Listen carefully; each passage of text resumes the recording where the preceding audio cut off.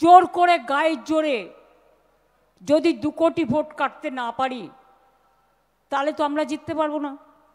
এবার বলছে কি অঙ্কটা, লোকসভায় তৃণমূল কংগ্রেস পেয়েছে 40%, ওনারা নাকি পেয়েছেন 39%।